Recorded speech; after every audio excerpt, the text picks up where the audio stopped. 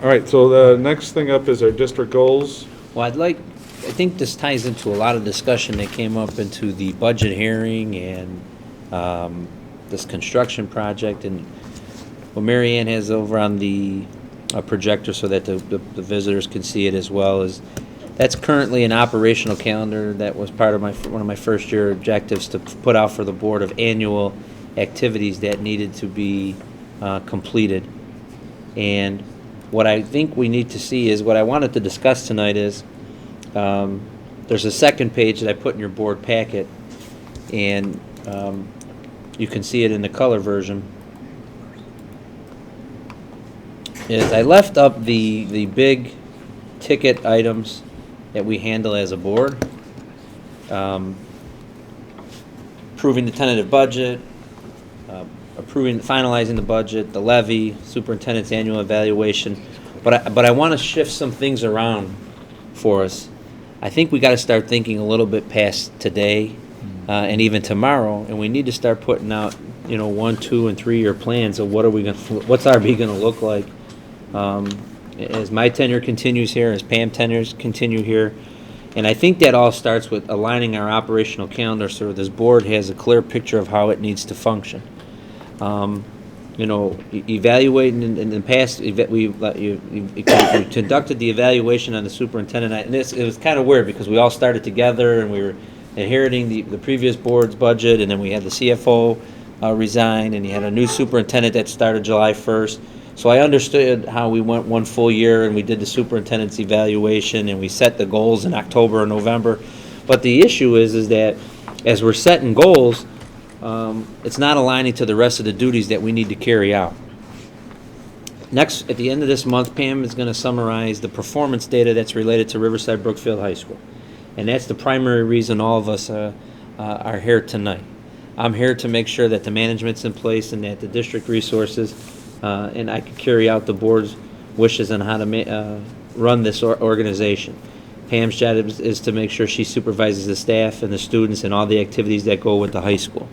So what we want to start doing, and based off of this example or draft that I showed you here tonight, once we get those preliminary reports, those reports from Pam on the performance data of the school, the next month or two after that, the board, in collaboration at public meetings with the superintendent and the principal, we should have some goal discussions. And then as we start to have these goal discussions, it doesn't really impact the levy, and it doesn't really impact the superintendent's annual evaluation in this first year. But what we should try to do is finalize those board and district goals and superintendent goals in January and February. So then, as we're approving the school calendar, it aligns with those goals. As we're approving staffing, it aligns with those goals. Somebody mentioned, okay, well, we're wondering about ACT scores and how the budget's going to be impacted. Well, if Pam and I start to identify over the next 2 years that our ACT scores are starting to take a hit from the interventions that were cut or the size of class sizes, we want to be able to go into staffing saying, hey, let's make sure we're putting in some additional dollars or some additional staff on the core subjects that are directly impacted through the ACT. So it aligns our operations with your operations, and then the goals are there so that we have a clear timetable of how we should try to function. After staffing, if you notice, then the budget cycle kicks up. So at the same time we're working on, as a district, of developing a budget, on the bottom part, now my building administration is working on the implementation, the hiring, the compilation of what we need to do so that in 6 months or 5 months we can open school and we have the resources and things in place, and we're also making sure that our budget and expenditures align with the revenues coming in. So I put this on as a discussion item tonight. At the September Committee of the Whole meeting, Pam will present performance data, and if the board sees this as, or a majority of the board sees this as a direction to kind of align what we're doing, I'd like to proceed with this so that in October and November we can start talking about the future. I have people coming to the meetings in October and November to talk about our bonding capacity and the different types of bonds that are out there. I have Joel coming to talk about our facilities and what some of you have talked about, the capital, just the normal wear and tear and life expectancy or age and obsolescence of our equipment. Joel's going to come and talk about some of those general things. You know, we have some parts of the facilities that were not addressed during the referendum, just because at the time they were in decent condition, that now they're starting to need the repair or maintenance that warrant some large expenditures. And if you look at our current budget, yes, we have minimized the deficit and we have operating expenditures under control, but there's not really a big cushion in there in a year or two to say, hey, let's start making a move on technology so that we can become a one-to-one school. Where are we going to get that $1 million or $2 million for to do that? Or where are we going to get the money to replace the football stadium bleachers or the utilities field bleachers that 60 to 80 kids get dressed in every day for practice, and a couple thousand people come there on weekends for football or soccer or band concert, graduation. When we're at a point with those things, we can only mend and patch that so much more. We're really nearing, so we're going to have to look at life safety issues. And we can do that with this type of calendar and following this type of thing, so we can set goals. We have plenty of time to talk about them. If the board wants to establish public committees and get community input, there's time to do that. There's time to do that before we approve a school calendar. So if we get to a point in a year or two where we know we have some construction issues and maybe we got to start a little later or finish a little later, there's time to adopt that. There's time to staff appropriately, budget appropriately. So I wanted to throw that out there tonight to get some feedback from you and to see kind of this. Now that I'm through my first 14, 15 months, it's like we got to stop living for today and we got to start looking towards the future. And one way to do that is having a calendar that works for all of us, the board, the superintendent, and then that could help me work with the building principal and the staff to help drive this district and continue the great performance that it's had in the past. Okay, so we're going to discuss this then at the committee of the whole? Well, I think this is a discussion item for tonight, just that people ask questions on this type of calendar going forward. We can definitely carry this over into the committee of the whole, but it's on the agenda tonight as a discussion item so that people can start putting this tool that's in front of you with these yellow boxes out in front of you, so when Pam provides data at the next meeting about how our ACTs did or how our participation levels did or AP levels did, we can then start planning those goals out for next year well in advance, so we staff accordingly, budget accordingly, etc. Okay, any comments on this budget, the calendar and planning proposal from Kevin?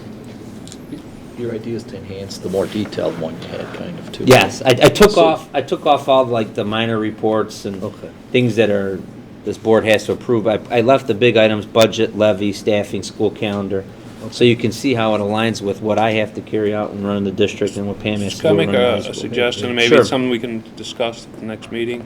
Can we align our board meetings to that concept?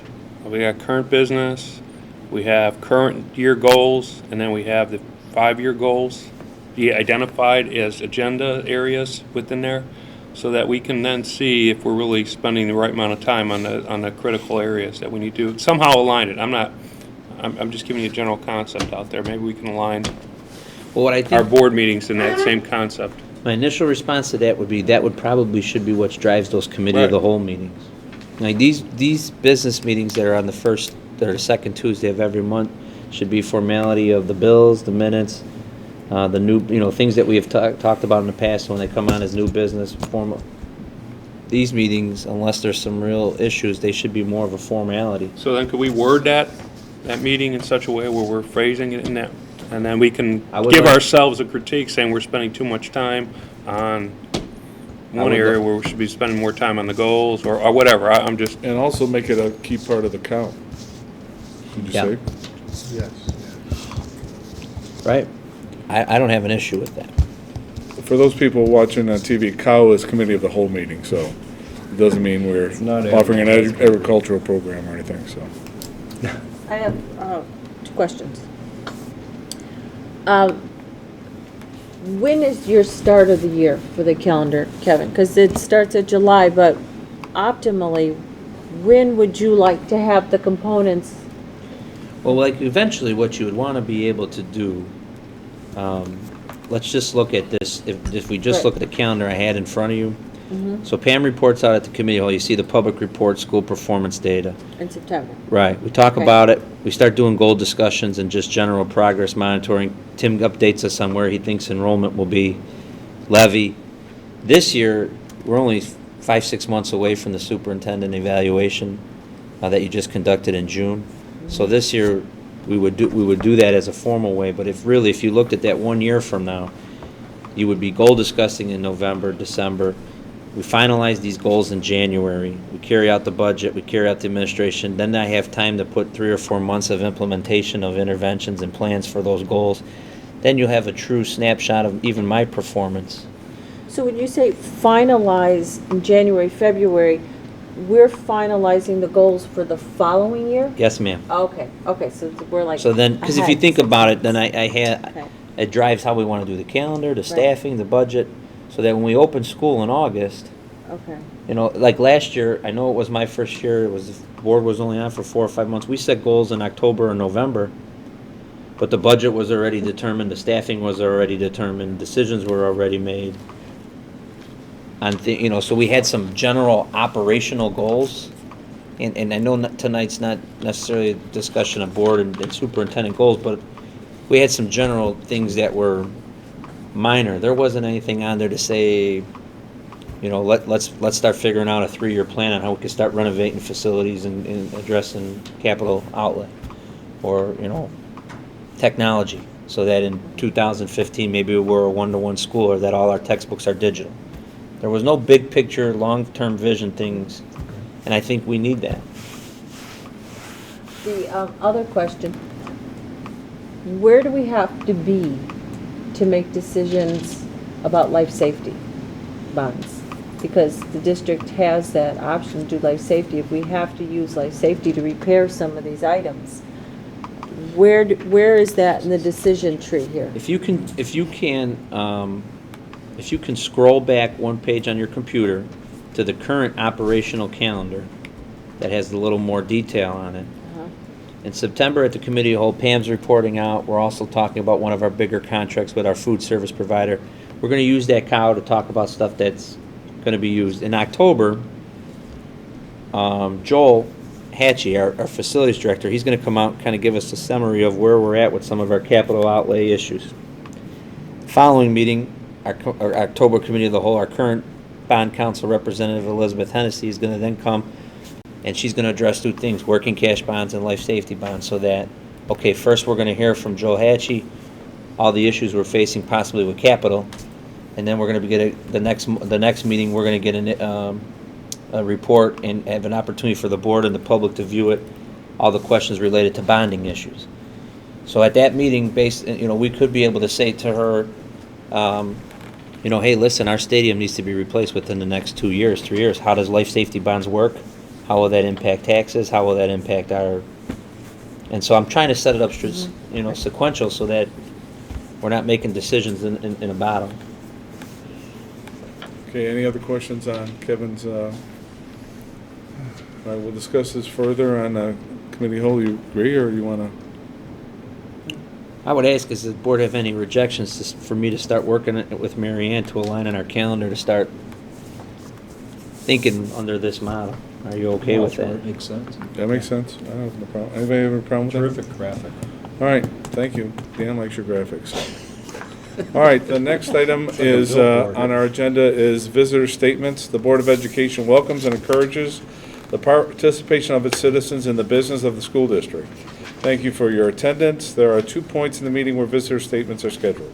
Citizens are welcome to ask questions or make comments at either one.